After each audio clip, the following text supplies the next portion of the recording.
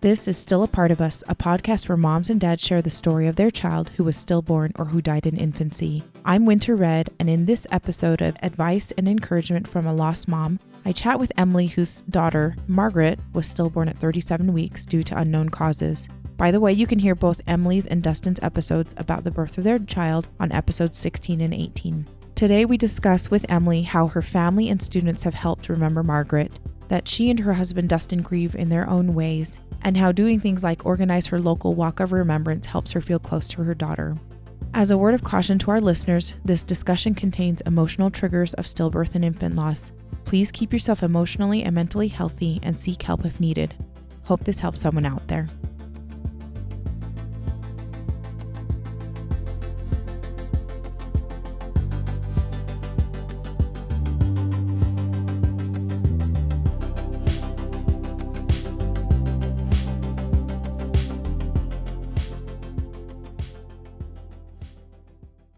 Okay, we are back with Emily, and thank you so much, Emily, for telling your daughter Margaret's birth story earlier, and we're super, super excited to have you on to talk a little bit more about her and kind of your experience. Just to give a little bit of context, how long ago was Margaret born? 16 weeks ago, so 4 months today. 4 months today. That is very, very new. It's very raw. What has the grieving process looked like for you in those 16 weeks? It's very short. Yeah. Well, it's been really hard. I pretty much, well, I know, I cried every day for about 14 weeks. Some days more than others, but definitely 14 weeks straight cried. I feel like I'm still in survival mode a lot. Yeah. There have been many tears, many unconsolable moments. As I said, I'm a teacher.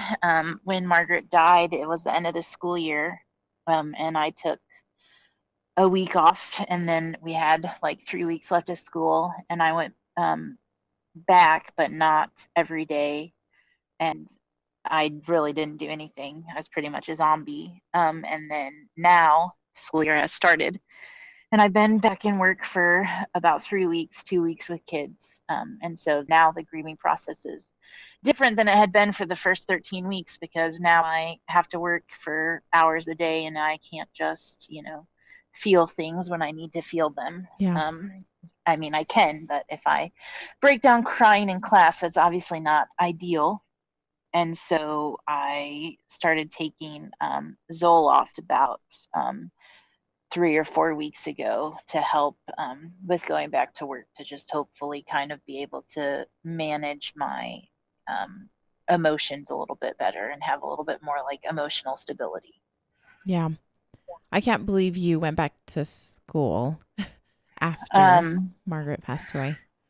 yeah, I didn't really want to. Yeah. And if it had been, I probably wouldn't have. But part of the reason why I went back was because um, my husband was going back to work and I couldn't, like, I just didn't feel like if I stayed home by myself alone, that would be good for me. Yeah. And so that's one of the reasons why I went. But I took my second block class to my husband's classroom every day. And I left early a lot and had people watch my class. And I did take some days off. So I think you know, I mean, it was not easy, but it was also, it was the end of the school year. So it was pretty much just like, let's watch movies. Yeah. That's kind of the way. I was just there and I Yeah. didn't do any teaching. Yeah. So now I am teaching now that I'm back. Right. Yeah. And so even though I'd prefer not to be, but and so that's hard, but my, students have been really great too. So I guess my grieving process has also been like, I'm not going to hide Margaret from anyone and I'm gonna like share my story. Yeah. And I'm not gonna pretend that I'm okay if I'm not. So when I went back to work and people asked me, "How was your summer?" I said, "Not good." Or "How are you today?" I said, "Terrible." Yeah. Um, and I am above worrying now about whether I'm making people uncomfortable or not. Just stop asking me how I am. Stop trying to have small talk with me if you don't want to know. Yeah. Did you just end up telling your students what happened? Yeah, so I work at a small school of less than 700 kids. And so last year I was pregnant, and they all knew I was pregnant because it was visible that I was pregnant. And then I came back at the end of the school year and I wasn't pregnant anymore. Mm-hmm. And we asked when we were home, we emailed our guidance counselor to ask if she could go talk to the students that we had to let them know what happened and let them know, that we had our daughter, but she, wasn't alive. And so, small school. So I think word of mouth spread. And I do a lot of extracurriculars at school. So kids, a lot of kids know me from that. So a lot of kids just, knew. But then this year, obviously, kids leave and you get new Mm-hmm. kids because eighth graders move on to ninth graders. So I always introduce myself to my class with a letter. And then I always ask them to write me a letter about themselves. So I put it in my letter. I said that, in May, I lost my baby daughter and that I was still grieving and that I had ups and downs every day. And so just like be kind to me as I navigate like this new life. Usually I read the letter to my students. This year I had them volunteer to read paragraphs, and I feel really bad for the child who raised their hands to read the paragraph about how my baby died Yeah. because they obviously didn't necessarily know. And I feel bad, but I kind of felt like if I was to read it, I would have broke down and cried. Right And then. so Yeah. I did what I needed to do. And my one group of kids I taught before when they were in ninth grade, and now I have them again as 11th graders in my advanced placement literature class. And so they know. And we did 6-word memoirs the other day, and my memoirs were all about Margaret. And I cried a little bit, and my kids were like sad too, and they were like, it's okay, we don't want you to hide your feelings, it's important to talk about how you feel and not bottle them up. So I feel like it's helpful for them to know that, like, it's okay to not be okay. And Yeah. a lot of them have dealt with bad losses too.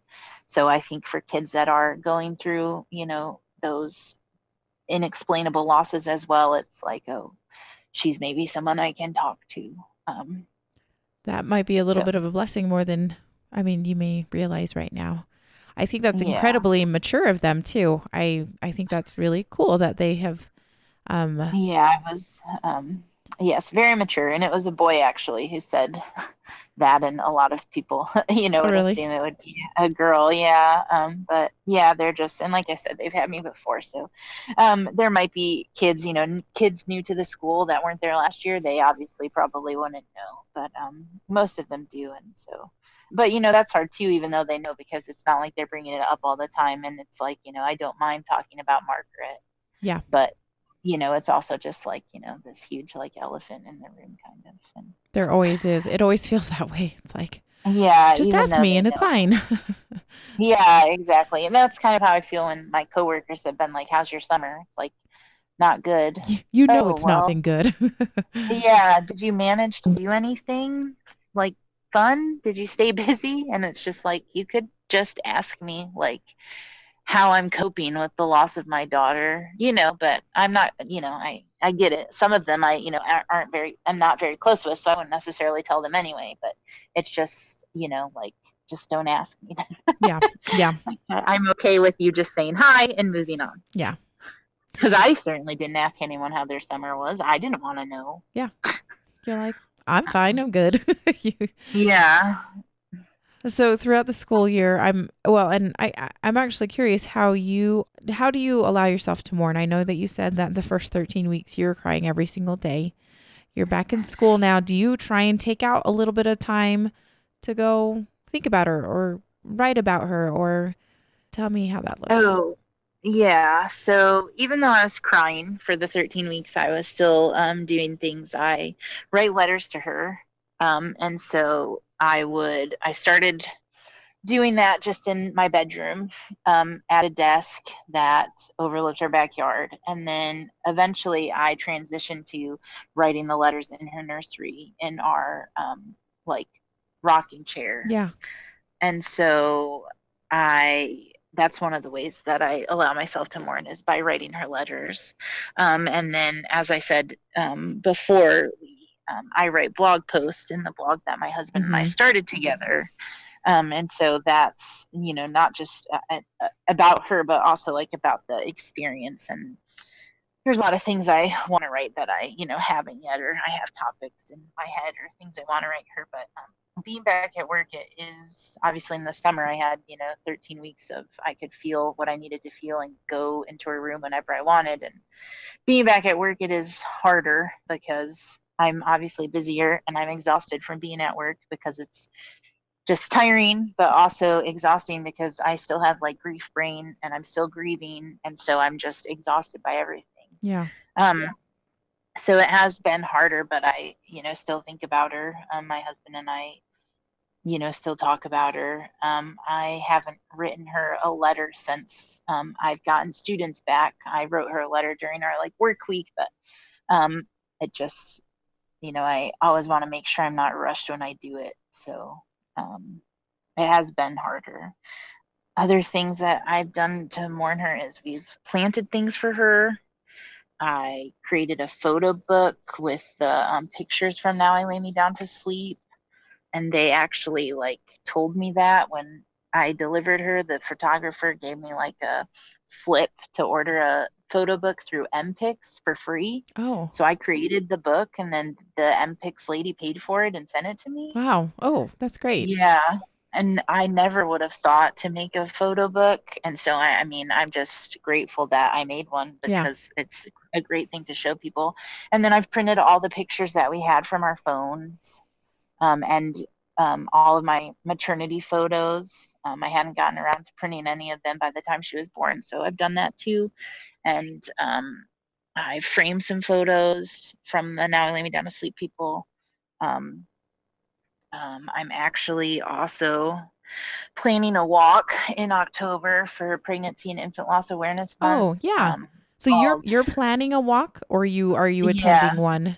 I'm planning it. You're planning it. Um, yeah, so I attend a grief group, and this grief group is through a hospital, not the hospital I delivered at, but another hospital in the area.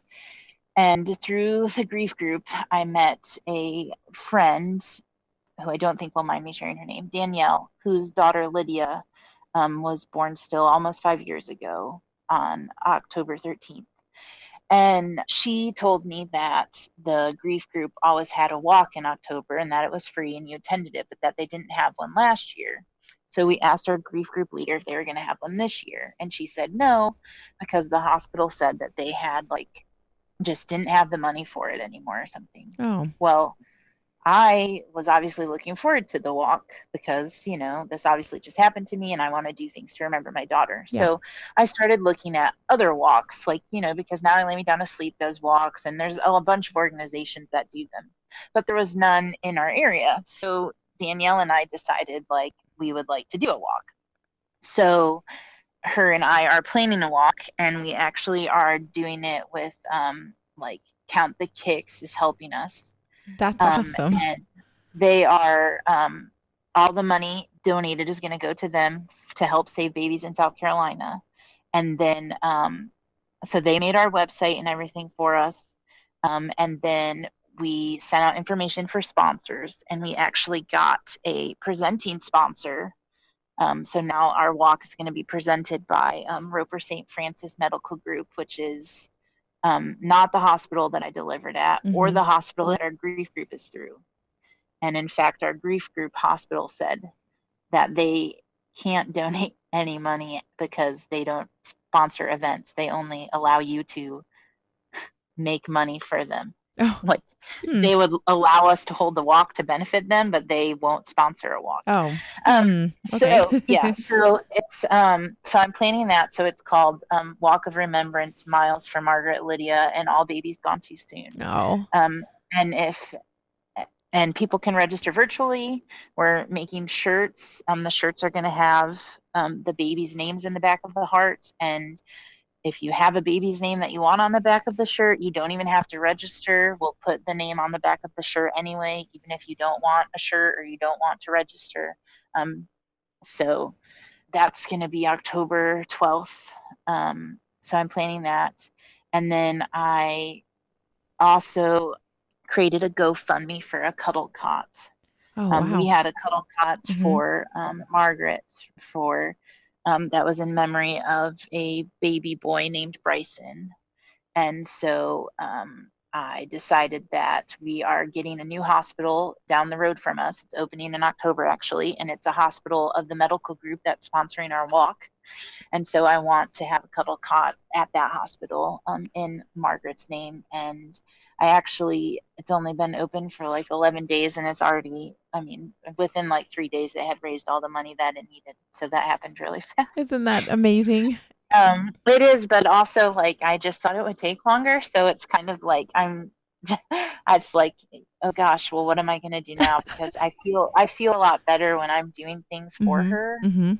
or in memory of her, I guess.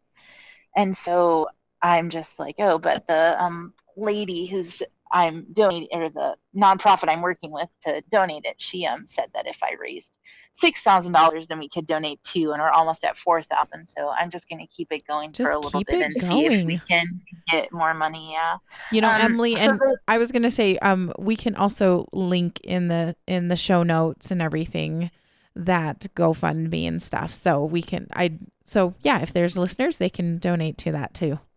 oh, okay, awesome. Yeah, and the walk, you can link that too Oh yeah, because you can perfect. submit your like son's name too. Even Yeah, if you don't want to buy a shirt, you can we can put his name on the t-shirt for you. perfect. Um, Okay. sorry, you don't have to put that in the No, no, no. either. Well, when you were mentioning, I was like, this is a great idea because it feels way inclusive. Even though you're in South Carolina, you're on the other side of the country from me, and so when you're like anybody virtually, we can do this, and I was like, yeah, I think that's so cool. It doesn't feel Yeah, so we're gonna lonely. so if people register virtually, it's just $20 and that takes care of their shirt, and then Danielle and I will actually ship the shirts out. Oh, awesome. Okay, cool. So Yeah, I'll put yeah. the link in the Um, show notes. So just really quickly on the race and your friend whose daughter Lydia, is that right, passed away, yeah. was stillborn. So you guys, it sounds like you've become pretty close friends because of this grief support group. Yes. Do um, you guys talk quite yeah. often? Yeah, I think we've talked like every day since I like met her. Oh, wow. Um, Okay. yeah, she's been like really helpful. I mean, just obviously we see each other at grief group, and then we have like done things a couple times together, but we text a lot about stuff for the walk. But in the beginning, just she'd listen to my just different things about Margaret, and tell me her own things with Lydia, and how everything I was feeling was normal. So in the beginning, a lot of it was like, I feel like this and this is happening and this is blah blah blah, and then she would be like, I remember feeling that way. And now it's much more like we still talk about Lydia and Margaret, but we also talk about the walk, but then we also talk about other things going on in our life. So it's not just like like we're friends because of Yeah. Lydia and Margaret, but now we're Friends. becoming Yeah. friends. Really. Like, Yeah. yeah, yes, Very cool. yes, and I'm so grateful and thankful for her. Yeah. That's Um, that's awesome. Okay, really quickly, once again, please don't call anybody out by name, but was there anything that you would recommend somebody not say to somebody that has experienced this kind of loss? yes, um, you'll have another child. Hmm. Um, yes, maybe I will have another child, but that doesn't change the fact that I lost Margaret. Yep. It's not going to replace her. You'll get pregnant again. Hmm. Same thing. Good luck in your next pregnancy. Oh, what?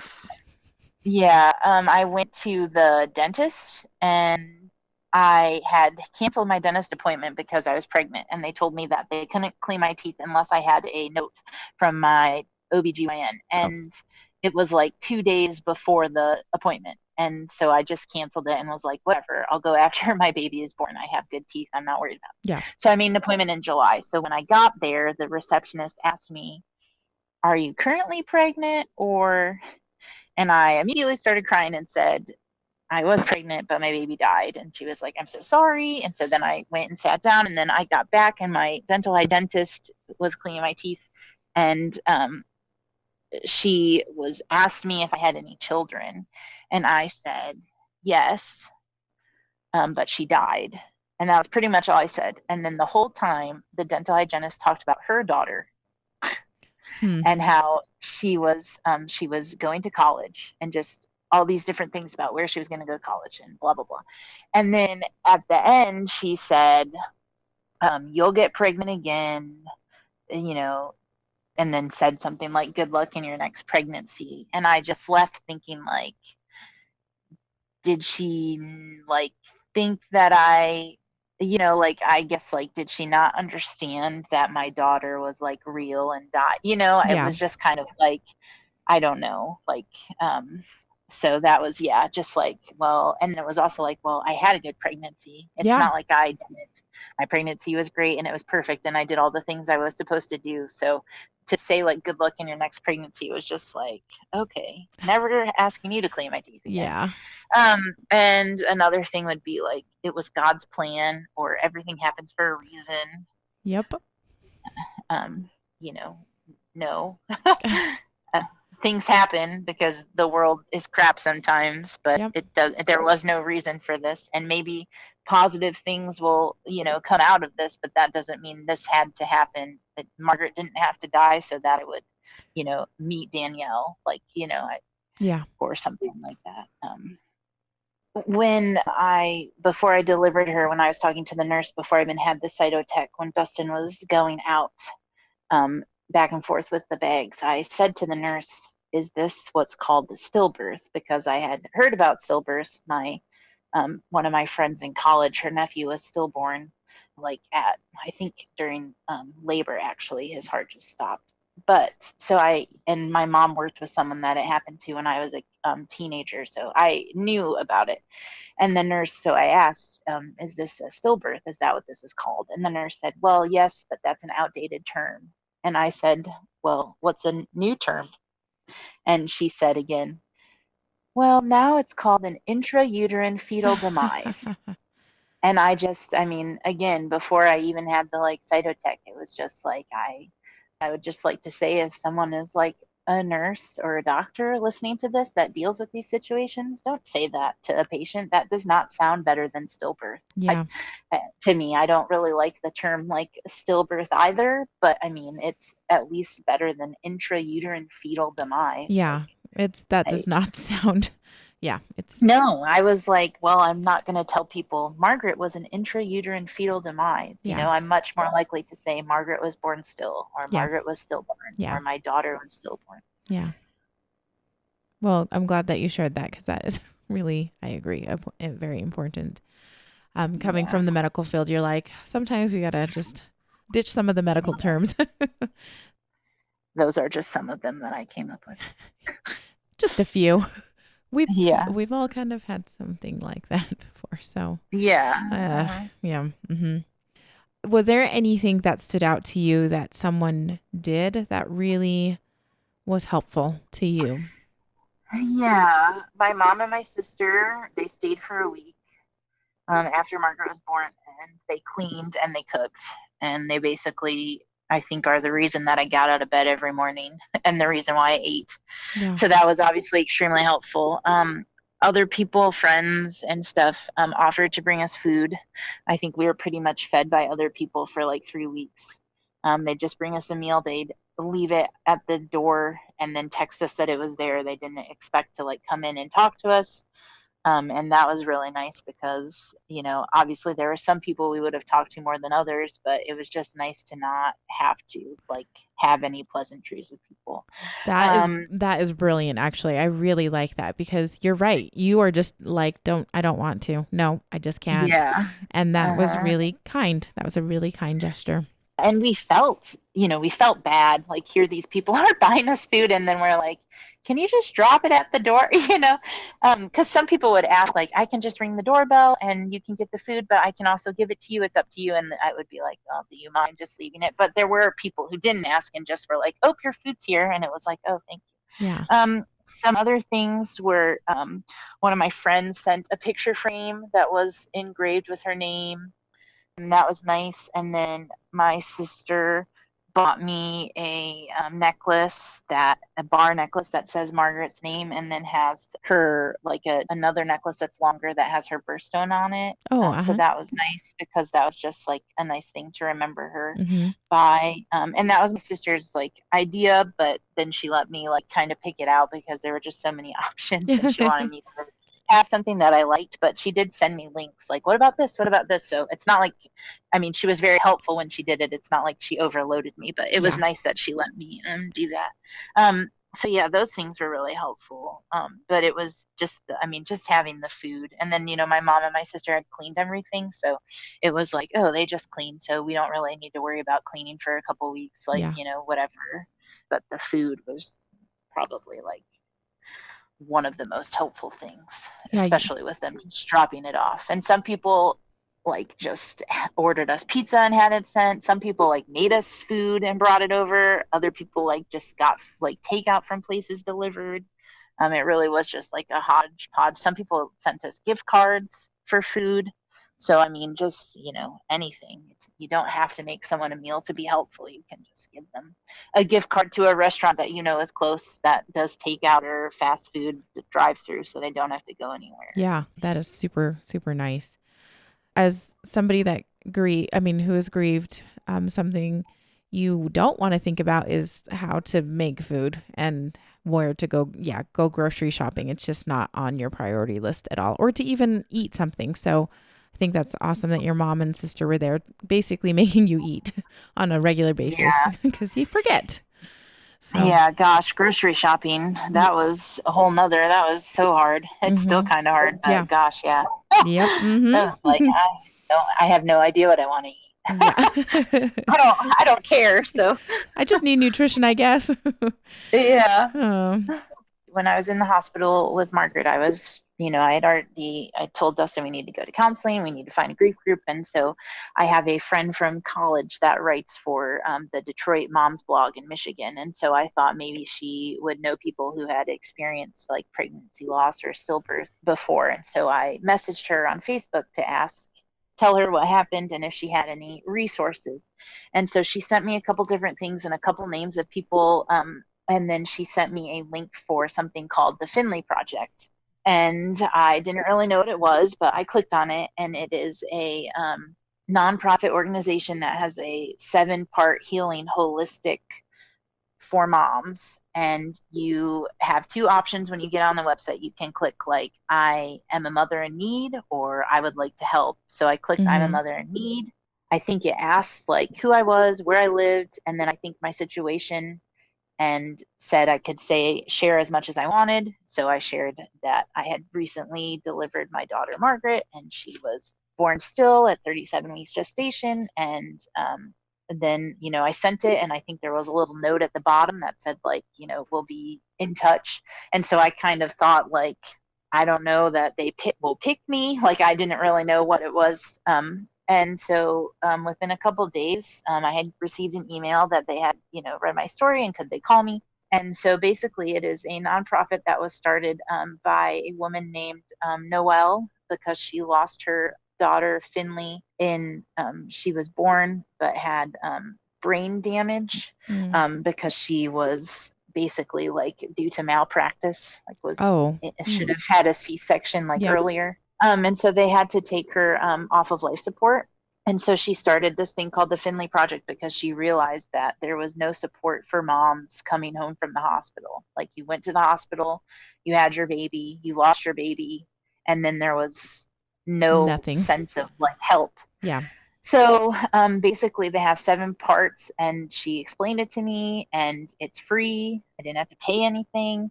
And the first part is they help you plan a memorial or funeral service if you need it. We didn't need it because we had already figured that out. Then they provide you with gift cards for food. So they sent those to us. They asked us what was in our area. They provide 1 massage a month for 3 months for the mom, 1 house cleaning for 3 months, like 1 house cleaning each month for 3 months. They have put you in contact with a support person. So I have a support person named Nikki who lives in Indiana and had lost her daughter, Madison, I think around 24 weeks. And so I had a support person through that. So I immediately didn't feel like alone. And then they pay for 12 counseling sessions, and they find like a counselor or a therapist for you.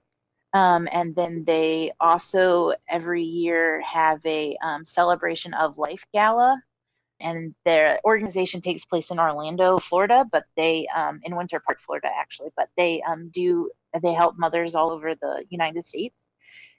My husband and I actually went to Florida for the celebration of life gala, and so they had all the like babies that they were celebrating from the organization's been around for I think 6 years. Mm-hmm. So they had pictures of all the babies they've been able to help the parents of.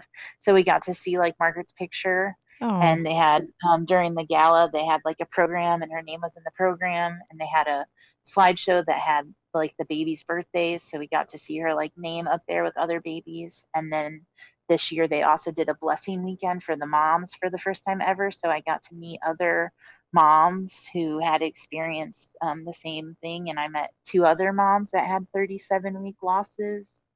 And so that has just been a great support group because it's given me other people to talk to, and it's also just an amazing organization that one woman started that many people don't know about, and they're actually trying to work on getting like their word out. But every year they've been able to help more moms due to donations and such. So this year I think in 2019 they helped over 50 moms, I think. Oh my But when goodness. they started, I think they only did like 10. Yeah. And they do anything from losing a baby from 20 weeks up to, I think, 2 years. Oh.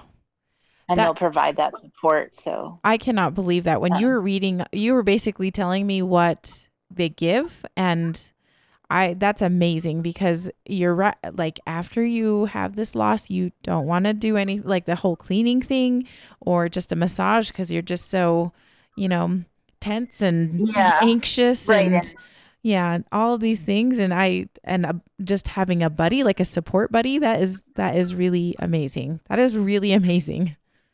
Yeah. And so she, the support person, she called me and we talked, and then we text, and it's like I had to sign something to say like, that I would follow their rules. And, there's basically the rule is like, don't miss your appointments. If you have to cancel, you need to let us know. Otherwise, if you keep canceling, we're not going to like keep paying for your therapy, Yeah. And then they had like a safety plan that I needed to fill out just for myself to give to like a family member, like in case I ever was feeling suicidal or anything, what would my plan be? And so that was just really helpful. And everyone I've met through there is just so kind and just so helpful. And going to the gala, I mean, I'm only live 6 hours from the Orlando areas, and my husband and I are teachers, so we were able to drive there. And most of the people there were local and not from other states. But I did meet a couple people from North Carolina and someone from Oklahoma, not Oklahoma, Nevada. And so just I just think most if people are listening to this and have experienced a loss and haven't heard of them, and it's fairly I don't even know how recent it has to be, but it's a good organization, or if for family members, but yeah, they've been just very helpful. Yes. And they obviously have the massages, like they have research for that, like that's like something they put in. And at the gala they explained all their steps, and they raised like over like $40,000 at the gala from like an auction. Oh, that's great. Yeah, it's just crazy. So great organization to donate to. Yeah, I was gonna say I'll put a link in the show notes because if you're a mom that needs help, it sounds like there's an option for that, and if you want to help, there's an option for that too. So thank you for sharing that. I had never heard of that organization before. Yeah, and they want they need people to be the support people for people like me who are going through like recent losses. So if people are listening that have experienced, a loss and feel like they are at a place where they can be a support for someone else now, then that's like, yeah, a good thing to volunteer with. Um, That, yeah, that's you know, great. not, Do it, yeah. everybody. Okay. Yeah, I know. If you can, That was if you're in that place, of course. Yeah, that was one of my first like questions was like, well, how do you have people that support? And she's like, well, a lot of them are people that have gone through the program that now feel in a place to do something. And I was immediately like, well, I'm not ready now, but at some point I would like to help, Yep. like Sign me I up would at like some to point be in time. a volunteer. Yeah. Yeah, that's great. Okay, well, thanks for sharing that. That is, I will put a link in the show notes, so check back and you can see that there. Thank you for sharing that, by the way. I was like, oh, Oh yeah, you're welcome. I totally feel like there's some people that might really benefit from that that have approached us recently about a loss that they're going through. So Oh thanks. yeah, it's amazing. I on my personal Facebook, like, tried to post about it. And, that's from all the other women I met too. It's like, if you know someone, like, please share Yeah, this yeah. with them. Mm-hmm. And it doesn't matter where you're, located because, They will help. yeah, That's cool. right. That's so cool. Yeah. I mean, yeah, it like stinks that these things exist because it obviously means people have experienced Mm-hmm. loss, but it's like so good that they exist for the people who need them. Yeah. Like I'm not happy this exists, but I'm also happy it exists. Yes. Like, Exactly. That is exactly right. That's exactly how we feel about this podcast. We're glad it exists, but sure don't love it totally. So, yeah, exactly. anyway, what has helped you heal and process what happened? Specifically, like, is there anything, any little tokens or special objects that you use to remember Margaret? Yeah, obviously I just always have her in my memory, but we have lots of things. Dustin's mom made us a blue like stuffed elephant and gave it to us at Christmas in 2018 for Margaret. And then my mom made her a pillow that she gave us at our baby shower. And so the blue elephant sleeps in our bed with us between our pillows, and we like kiss it every night before we go to bed. And then the pillow sits on our bookshelf by her urn and her photos as like a reminder of her. And so I don't necessarily use it to remember her, but it just we had the blue elephant with us at the hospital and the pillow, so the elephant has like touched her. Yeah. And we kept her swaddle and her PJs and like my robe that I was in and Dustin's like shirt he was wearing when he held her. So sometimes I just hold those and think about her and try to smell her. We have a butterfly bush from my parents. They bought for her, and we planted the crepe myrtle tree for my dad's side of the family that has a memorial stone underneath it that says like her name on it. A flower bush of some sort that Dustin's parents bought us that we planted. So we just kind of have some reminders of her outside. And yellow was the color of her nursery. So Oh. now yellow has like become like a color I associate her with. I have a necklace that I bought from a company called My Forever Child, which a lady started after her own stillbirth, I think. And it actually has Margaret's handprint and footprint engraved on it. And then Oh. on the back, it has her name, and then it has like a little birthstone. So I wear that almost every day. And like I said, my sister also got me a Mm-hmm. necklace, and so I try to wear that too. But the footprint and necklace, the handprint one, I just feel like it's her with me. Yeah, that's so And I bought cool. a keychain from the company, the same company for Dustin, and that has her footprint and handprint on it too. So I like to look at that or feel it in my fingers. It's obviously a little bigger than the necklace. So, and then her prints in her baby book and her hair. I look at those sometimes. Though I can't look at the rest of the baby book because it's just empty, like 1 month, 2 months, Yeah. 3 months. Yeah. And when I do that, I just go down a rabbit hole. Um, Yep. and then I guess to my blanket, my childhood blanket that I threw at Dustin when my water broke. Yes.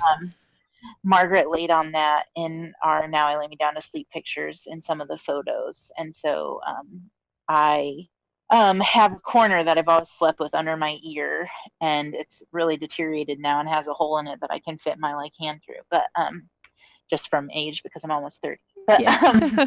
I sleep with it under my ear, and so at the hospital I put it under Margaret's ear and rubbed it Oh. against her and said, Oh. I sleep with this under my ear, and now you have sleep, and now you've had it under your ear too, so I can always sleep with it and be close to you. And so now I haven't washed this thing since then, and probably never will. Yeah. um, Yeah. so I sleep with that, and it's comforting because she was on it, and also I put my head where her head has been every night, um, which is like a sadness as well, but I'm happy that I have it. Yeah. Otherwise, sometimes I sit in her nursery and just think about all the times I sat in there with her. I used to read in there when she was in my belly and talk to her about things. So that's why I like to write my letters to her in there. In there. Yeah. So her nursery is still a place of comfort for you? Yeah, I mean, it at first the door stays closed unless I'm in there. It has a bunch of stuff on the floor. My sister and my mom moved all of our like baby books and different things we had out in there, so it was out of the view, which was nice. They didn't throw anything away or anything. They just moved it out of our view. And so it's kind of like there's just a clear path to the rocking chair, and I rock and go sit there. But yeah, it is comforting in like a very strange way. At Yeah. first, I was like, oh, I don't think I can even look in the nursery. And then one day I opened it and like completely lost it. And then since then, I can go in there, and I still usually, I haven't been in there once and not cried, but it's more controllable than it was. But yeah, I feel close to her in there, I guess, with all her stuff, like Yeah. her Margaret blocks are in there, everything, her crib, the sheet's still there, the sheet I picked out that would be on there to like take a picture of her when she came home from the hospital. Hmm. Yeah, we haven't changed anything besides just having all the stuff on the floor, Yeah. Yeah. which we That's probably should make nicer because it'd be a little bit more comfortable in there. But yeah, yeah, it does. I think it would be tricky, but so I'm glad that you do find that you're close to her in there. I think that's great. Yeah, it's like strange, a strange closeness and comfort because it Yeah. also obviously makes me incredibly sad, but the whole thing makes me sad. So. Yeah. Mm-hmm. Yeah. So we're going to be chatting with Dustin in another episode, but how has Dustin handled everything? How has he mourned? Have you guys done anything as a couple to try and connect with each other? Yeah, so basically when we were on our way home from the doctor's office after we found out Margaret didn't have a heartbeat, I said, we're gonna need to go to counseling. There is like there's just no way that I can handle this like without a counselor. And we're just gonna need to go, and we're going to need to find like a grief group. Surely those exist. And Dustin was like, yes, absolutely. Great. So from the beginning, we were like agreed, like we both like knew we needed certain things. But a lot of times in the beginning, we were pretty much grieving like exactly the same, just crying, disbelief, semi angry, I guess, but just so like distraught that like anger wasn't really there. Mm-hmm. Um, but he had no problem like crying or showing his emotions. He talked to me, he didn't hold anything in. He would talk to like his family too. He talked to my family when they were here. We took turns breaking down, like occasionally, like, I would have just broken down, and then 10 minutes later, it would be Dustin. We would like take turns. Sometimes I would have a really bad day, and then 2 days later, he would have a really bad day. Hmm. We go to a grief group together. Dustin is the only man that attends. Mm-hmm. And we started going to that 3 days after Margaret was born because the grief group meets the second and the fourth Monday of the month, and it happened to be the second Monday, and she was born the Friday before Mother's Day. Oh. And yeah, before Mother's Day. So the Monday of the grief group was after Mother's Day, right after. So there were a decent amount of people there, I think, because Mother's Day is a hard day. Yeah. And so, but we've continued going. We haven't missed a meeting, and Dustin has still gone. And I think that Dustin would probably be okay with not going as much and, having me go alone, but he wants me to go. And I think he knows that I might not be as encouraged to go if it was just me, because Mm-hmm. it's like, um, it's probably 40 minutes from our house. So, it's just, especially now that we're back at work, it's just, it'd be a lot of travel. Yeah. And then we go to therapy together too. That has helped us. And we've gone either like once a week or every other week. So we've done that together. And that has been helpful as well, that having that Yes. one-on-one time with a counselor or a therapist. Yeah, and it has been, and it's not. I mean, we're obviously, we're not having any like marriage problems or having any problem like Mm-mm. communicating with each Yeah. other. So it's more just about, we're there and we talk about Margaret, and sometimes, just, I mean, how we're feeling or different things. So it is nice because it's just, a more, I don't know. I mean, it's basically just talking again to each other, but someone else is there.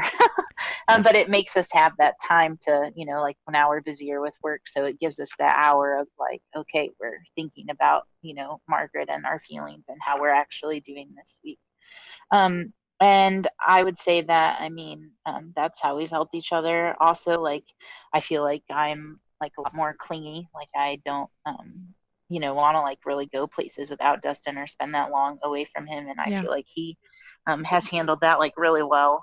And I think, part of him probably feels the same way. Like he's worried something's going to happen to me too. And he wants me to be okay. But he has not once said, like, you're suffocating me, or he is always like, if I'm sad about something, he always says like, is it something specific? Do you want to talk about it? Or is it just, everything? And if I say something, it's always very like, your feelings are valid. So I think he's handled the loss, I mean, not well, because, it's not, I don't know if well's the right word, but I feel like we're both handling it as well as we can. And Yeah. we've been, he did not cry straight for 13 weeks like me. At some point, his crying stopped happening every day. Yeah. And that was a little hard for me. At one point, I think I said, like, do you still think about her? And he was like, of course. Just because I'm not crying. And, obviously I know that, but I guess I felt the first time it happened like a little alone with my feelings. Yeah. But now I, feel better about that. That's good to kind of realize that we grieve differently and go on different. Yeah. It's a like it's a crazy path, right? I guess it's not Yeah. even, it just goes all over the place. So Yeah. And people always say too, like men just grieve so differently than women. But I feel like, it's even more specific than that. It's just every person. Like mm-hmm. Dustin has grieved differently than the stereotype for the way that men grieve, Yeah. you Yeah. know, but he's a man and he's grieving, and it's, I think good for other people to see that, who maybe think like that they can't show emotion because they just need to be like strong for their, wife or their Mm-hmm. partner. Like he did not carry Margaret, but he had a connection to her, and she would kick when she heard his voice. And Really? yeah, at night before we go to bed. And he just loved her as much as I did. Oh, that's so sweet. Anything that you've kind of had any realizations or any turning points? I know that, like I said, it's only been 16 weeks. And have you Yeah. realized anything in the last 16 weeks or even recently, I guess? Um, and I wouldn't say there are necessarily any realizations, but I mean, I think from pretty soon after it happened, I'm not like scared of death anymore or like worried about dying. Like, I don't want to die right now. And I definitely don't want like Dustin to die and leave me. But if, I was, if I was, I'm not scared of death. Like, this happened to me, and somehow I don't know how I'm still alive, but I am. And I'm gonna, obviously like live through this. So now it's just like, well, I can handle anything, I guess, because this is the worst thing I could ever imagine happening. Yeah. And so I guess my realization is I'm like no longer scared of death. I just think like, well, if I die, then I hope I get to see Margaret again and Yeah. hold her, and that will be fine, And that will be you know? fine. Yeah. I'm sure to other people that sounds like I'm like saying that I don't want to live or, whatever, but that's not, that's not it. I do want to live. I'm no longer scared of death. Yeah, it's just a little I shift. don't want to die a painful Yeah. death or anything, Of course, nobody but does. so I'd be scared in that sense. I don't want cancer or anything, Yeah. but I'm not, scared of dying. It's not so fearful. Anyways. Yeah. No, I Yeah, get it. it's not. I get it. That is actually kind of nice to you can go through this, and you have gone through this. You are going through this, and you're so far living through it. So yeah.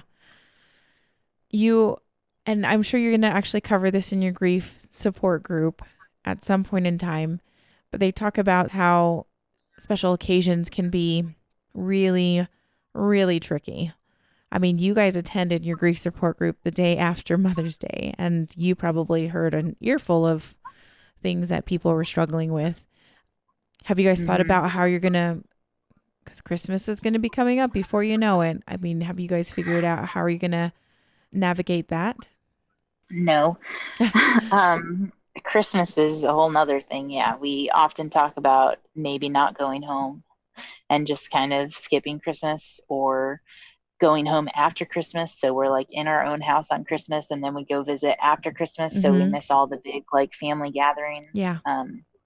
Dustin has a cousin who had a baby in July. And so that's just, obviously I think he's like 6 weeks younger than Margaret or something. So, that's just hard to think about going to a family gathering and like seeing him. So no. And, like I said, it was Mother's Day, and we obviously hadn't really thought about celebrating special occasions, but Dustin had gotten me a card before Margaret passed. Oh, really? And so then he wrote a really nice note in it. And then my mom and my sister were here, who are also both mothers, and we ended up going to see like a funny movie.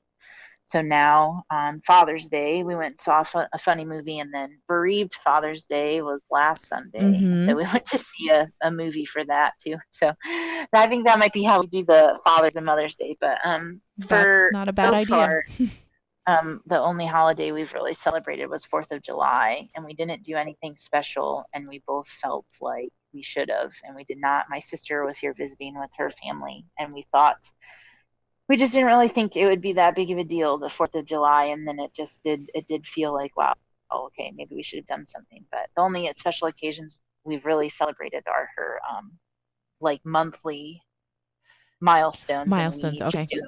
Yeah, and what we do have already started doing is we have a tree that we planted for her from my dad's side of the family, from my aunts and my cousins and my grandpa, and it's a crepe myrtle, and it has pink blooms, and we tie a ribbon to it, a pink ribbon, on the monthly milestones, and we write on one side how many weeks it's been, on the other side how many months, because we do, like, I know she was born on the 10th, so technically September 10th should be 4 months, but we've been doing it by the weeks because it's just how we started it. I'm sure once it becomes a year, we'll stop doing it by the week.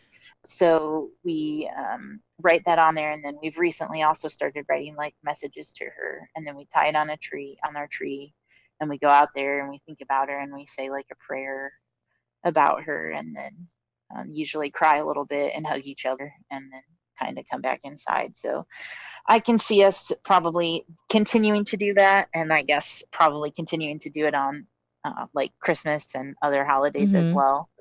But yeah, we're going to have to figure something out for, like, I mean, even Thanksgiving and, Christmas, what we can do. But for now, we're tying the ribbon to the tree, and that's been nice. And we've done it a couple times. Like, we did one at 6 weeks too, and I think we did one at maybe like 14 weeks. So it's not always monthly. Sometimes it's just when I'm really thinking about her and want to put a ribbon on the tree. Cool.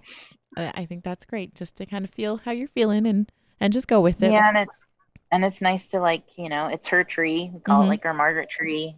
So it's nice to look at sometimes and think of her. That's great.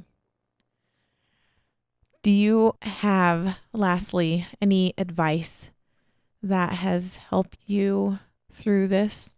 Anybody shared anything with you that you felt like really really could help someone else too listening to this? Um, well, so many things have been helpful, I think, but our first therapy appointment, she said that we get to decide who we share our grief with and who we don't. And that, just because someone asked doesn't mean that we have to tell them everything. And I think that that's just, so true. Like there are some people who you want to share things with and you feel comfortable with. And then there are some people who, maybe just like a coworker at work or someone at the grocery store, you like, pass every Sunday when you buy your groceries, who, maybe ask and you maybe feel like they're not really asking for you. They're more asking because they're curious. You Mm-hmm. don't, you don't have to tell everyone, everything. And it's okay if you want to, but you get to decide who you share that grief with and who you don't. And you have to do what's best for you and not worry about others as much. So if someone asks how you're doing and you're having a bad day and you don't want to talk about it, then just say, like, I'm sorry, I can't do this right now.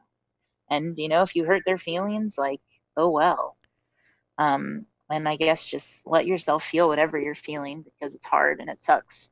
And most people don't understand. And the people that do, they've been in this situation and that's horrible too.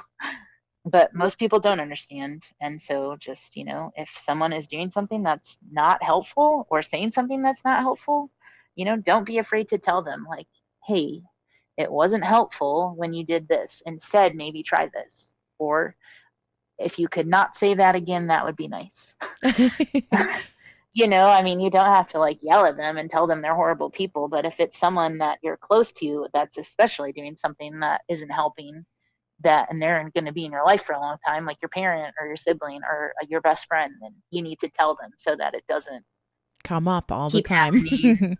Right. Like if you're always telling your, best friend, like, I'm so sad, and then they say, you'll get pregnant again, and that's not helping you. And that hasn't happened to me. That's just an example. Then Yeah. just, just tell them, like, actually, that doesn't make me feel better. Yeah. Mm-hmm. So please stop saying it. I prefer that you say this.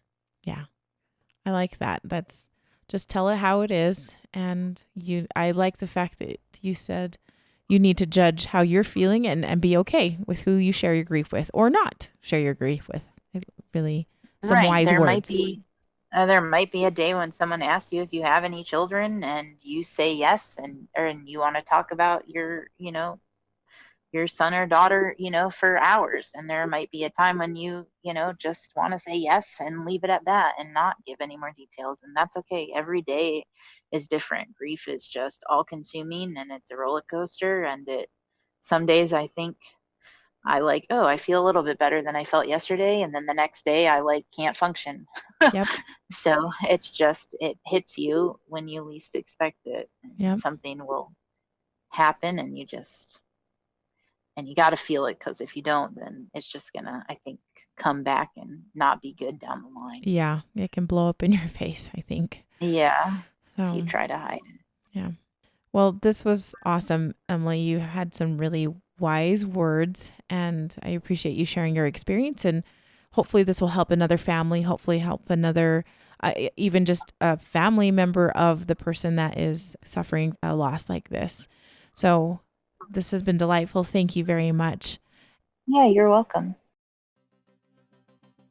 A huge thank you to Emily for shedding some light on how things have looked for her in such a short time since Margaret was born. This really was eye-opening because I realized how much in survival mode you are shortly after the loss of your child. And gosh, I hope this helps other families and those who are supporting other lost parents so that they can help them get through that survival mode.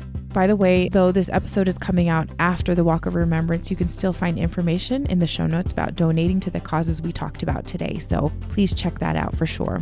Head over to our website, Still a Part of Us, where you can find the show notes, including a full transcript of this interview and any resources that were mentioned, where you can sign up for a short and helpful email newsletter, where you can learn how you can become a patron and support the work it takes to produce a show for just a few dollars a month. And lastly, where you can find out how to get in touch with us if you want to share your child's story on the show. The show was produced and edited by Winter and Lee Red. Thanks to Josh Woodward for letting us use his song, Vanishing Note. You can find him at joshwoodward.com. Lastly, subscribe to this podcast and share it with your friend that might need it and tell them to subscribe. Why? Because people need to know that even though our babies are no longer with us, they're still a part of us.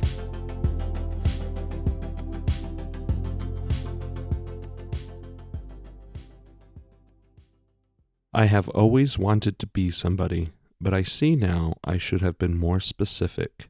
Lily Tomlin.